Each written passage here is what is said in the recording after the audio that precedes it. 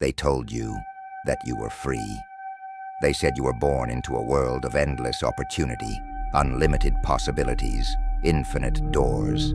Every day you wake up with the sacred power to choose what to wear, what to eat, what to believe, who to love, what to pursue, what to reject. And yet, despite this overwhelming buffet of options, something feels wrong. Deep in the hollow part of your chest, there's a gnawing dissonance, a quiet voice that whispers, "This doesn't feel like freedom," because real freedom is not a matter of quantity. It is not measured in how many flavors of cereal you can buy, or how many genders you can identify with, or how many streaming platforms you can binge. Real freedom is qualitative. It's not about how much you can do, but whether you know why you do it, whether you can move without being pushed, speak without being fed your lines, think without being programmed. But let's go back. Let's go back to the beginning, not of history, but of your own experience of freedom. When did you first feel the weight of a choice you didn't understand? When did you first realize that even your deepest desires might not be your own? From the moment you were born, the world began shaping you. Through language, through media, through praise and punishment, through the silent expectations of culture. Before you knew what you were already being told who you were. A name, a nationality, a belief system, a dream handed to you by parents who inherited it from their parents, who inherited it from systems they didn't create. Choice became your identity, but only within a controlled set of variables. Psychologist Barry Schwartz called it the paradox of choice. The idea that while modern life offers more options than ever before, it also creates unprecedented levels of anxiety, dissatisfaction, and regret.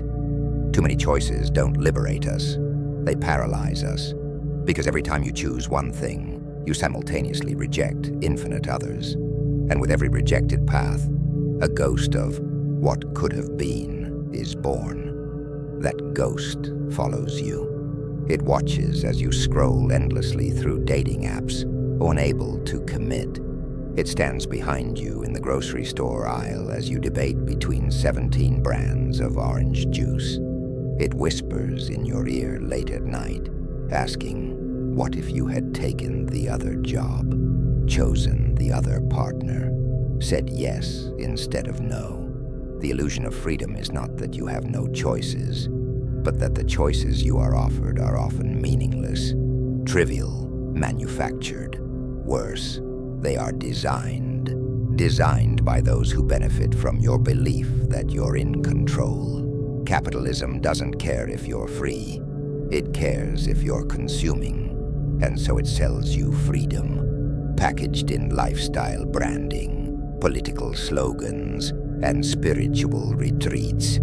It sells you a false autonomy, the kind that keeps you busy choosing between surface-level identities while hiding the deeper structures that control your behavior. You think you're choosing your phone, your car, your vacation, but did you invent the desires that led to those choices? Or were they carefully placed in your mind through targeted ads, algorithms, and social modeling? Every want you feel is the echo of an influence, the shadow of a commercial. The free will you believe you exercise is often a chain of internalized conditioning. Erich Fromm once wrote, "Modern man thinks he loses something, time, when he does not do things quickly. Yet he does not know what to do with the time he gains, except kill it." In a world obsessed with optimization and acceleration, we don't stop to question what we're accelerating toward.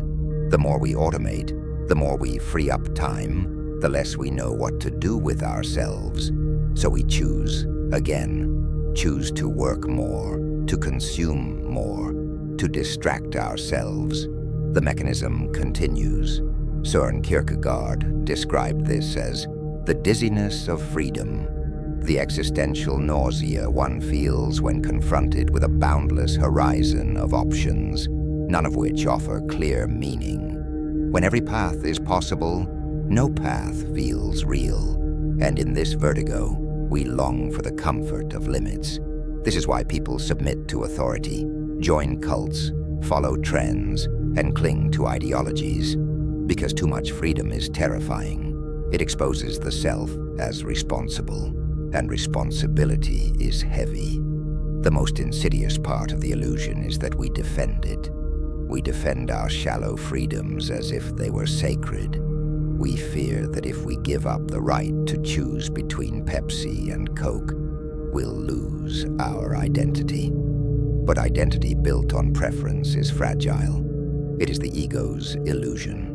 Real identity comes from awareness, the ability to see the structure and still act with intention. Imagine standing in front of a wall with 500 doors. You're told you can walk through any of them. That's freedom, right?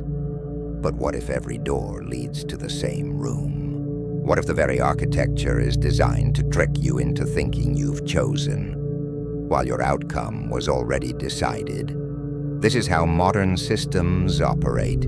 The left and the right, the brands, the schools, the careers, the relationships, all slightly different masks over the same engine. You choose your flavor of conformity and call it freedom. But what happens when you try to step outside that structure? When you reject the doors entirely, you're labeled a threat, a failure, a dropout, a madman. Society rewards obedience disguised as self-expression. It gives you tools to decorate your cage. Paint it, light it, love it. But step out of line, and you'll find the invisible fences are electric. There is a reason most people live in quiet despair. They know, even if they can't articulate it, that something about their freedom feels hollow. That despite all the empowerment slogans and personal growth seminars, they are not becoming more authentic, only more fragmented. They're not making choices. They are reacting to fear, to marketing, to peer pressure, to trauma. And in reaction, there is no freedom, only motion. The philosopher Albert Camus argued that the absurdity of life lies in the gap between our search for meaning and the universe's silence. We demand coherence, but reality offers chaos. And so we construct illusions of love, of progress, of freedom to protect ourselves. But these illusions are fragile, and deep down, we know it. We know that freedom is not a given, that is not inherited, it is not bought. It must be built inside.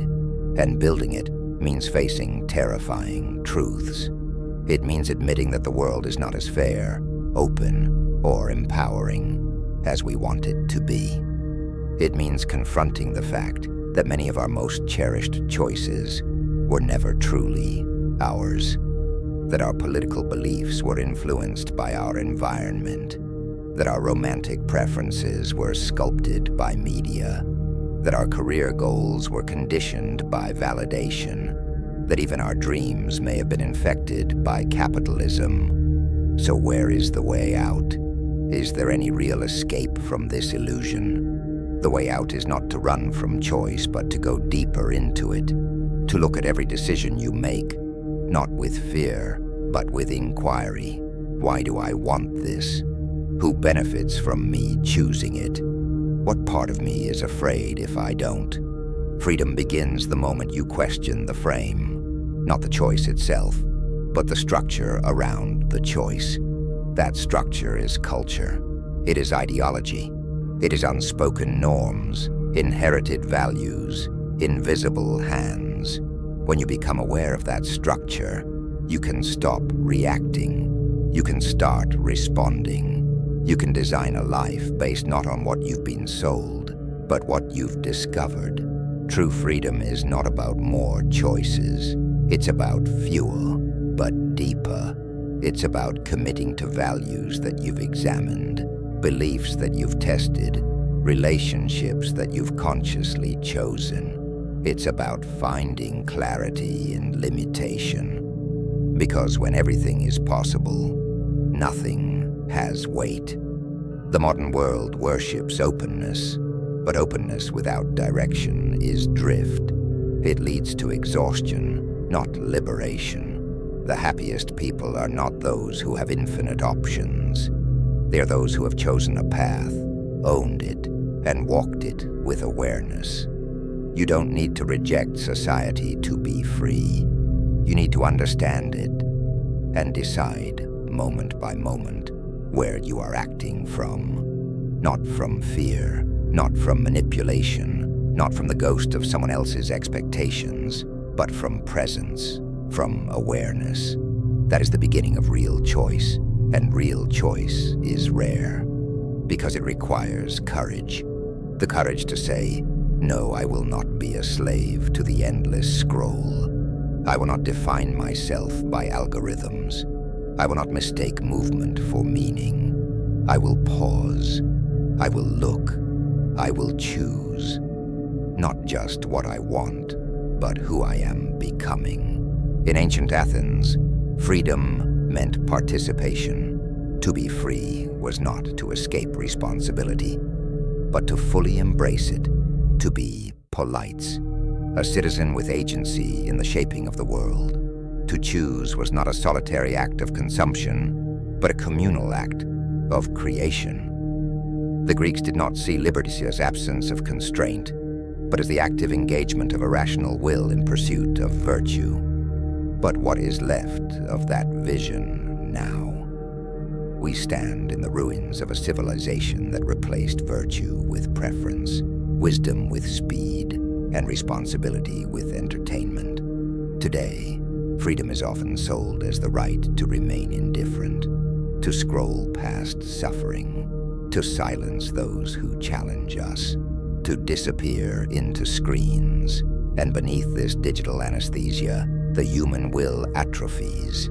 Our ancestors fought for the freedom to speak truth to power. Now we scroll for the freedom to avoid discomfort. We once asked, what is the good life? Now we ask, what's trending? The shift was not sudden. It began slowly, subtly, as all deep transformations do.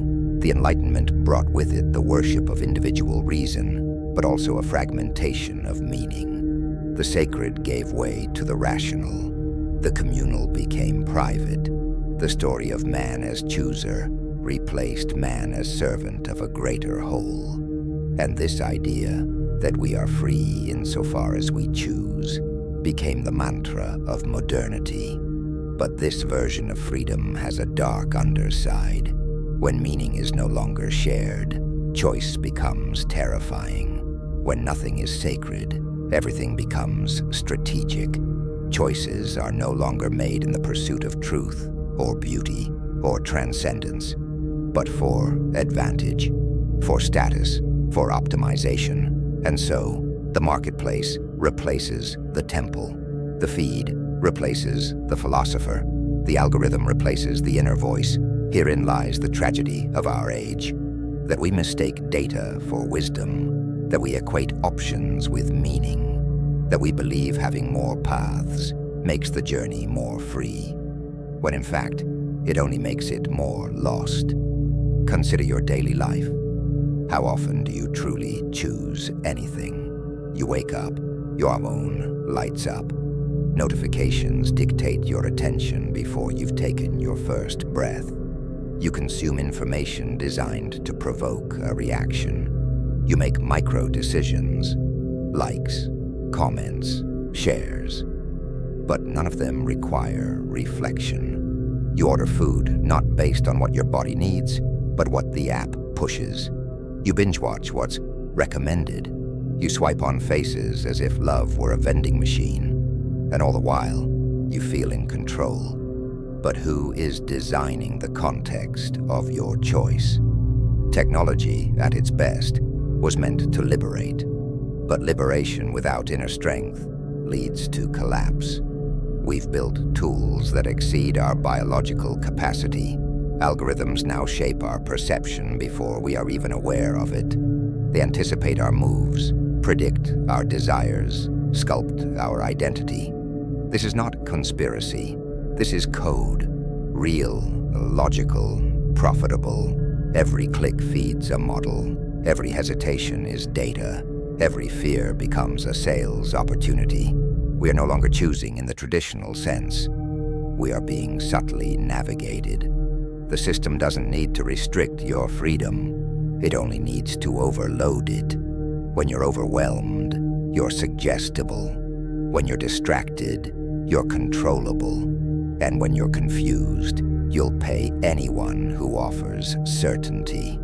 This is the new priesthood, not of prophets or philosophers, but of engineers and marketers. They don't tell you what to do. They just shape the field on which you decide.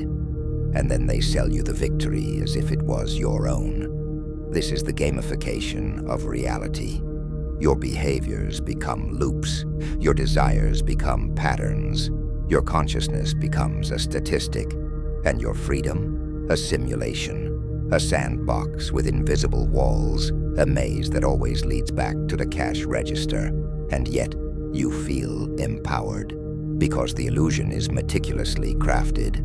The interface is clean. The dopamine hits are calibrated. You are told that you are the product, and you smile, as if commodification were liberation. But beneath the polished surface, something is breaking. You feel it in your inability to focus, in your constant need for stimulation, in your growing detachment from your own instincts. You no longer trust your gut. You trust the ratings. You don't look inward. You Google. Your choices aren't slow, deliberate acts of will. They are reflexes in a feedback loop. So what remains of the self, in an age where every preference is predicted and every decision is monetized, the self becomes a brand, a persona carefully curated across platforms. We choose not who we truly are, but who we think the world wants us to be. And this, too, is sold as freedom, the freedom to express yourself. But expression without essence is just performance. You become a role, a mood, a trend. And when the role is no longer rewarded, you shed it and scroll for another. This constant reinvention feels empowering, but it's also exhausting because there is no anchor, no ground, no truth behind the mask, and eventually the masks begin to rot. And what lies beneath is not freedom, but emptiness. The philosopher Jean Baudrillard called this the era of simulation, where the copy becomes more real than the original, where symbols replace substance, where signs refer only to other signs. In such a world, freedom itself becomes a simulation, a branding strategy, a lifestyle filter, a checkbox in the user settings. We must ask, what does it mean to be free in a system that anticipates our every move? Is freedom still possible when our identities are predicted before we even form them? The answer is not simple, because unlike the dystopias of Orwell or Huxley, the modern cage is velvet-lined. It gives you what you want, before you know you want it. It flatters your sense of autonomy, while subtly removing your depth. It replaces solitude with infinite connectivity, reflection with reaction, essence with convenience. So what is left for the seeker? For the one who still yearns for authenticity, for sovereignty, for real agency? The first step is awareness. Not paranoia, not cynicism, but clear-eyed observation. To see the strings without panic. To recognize the matrix not as a conspiracy, but as a construct, built by us, maintained by us, sold to us, and believed by us. The second step is resistance. not through violence or rebellion, but through attention, through reclaiming time, thought, stillness, through the radical act of choosing slowly, to pause before the click, to sit with discomfort, to choose silence over noise, depth over novelty, intimacy over performance, to say no, not to the world, but to the unexamined yes. Because freedom is not out there, it is here. In the moment you become aware of what moves you, in the space between impulse and action, in the courage to live unoptimized. But this path is hard. It is not glamorous. It does not offer you a badge or a blue check mark. It does not go viral. It is quiet, unseen, subtle, and yet it is the only path worth walking. You may still live with the system, but you don't have to belong to it. You don't have to mistake its language for your own. You can begin, slowly, painfully, joyfully, to remember what it felt like to be human before the feed, to listen to your inner voice, even when it whispers things that scare you, to reclaim your time as sacred, to be bored, to do nothing, to do something with no audience, to love without proof, to grieve without posting, to think without echo. This is not escape, it is return to the root, to the real, to the freedom that doesn't need a banner or a platform, only presence.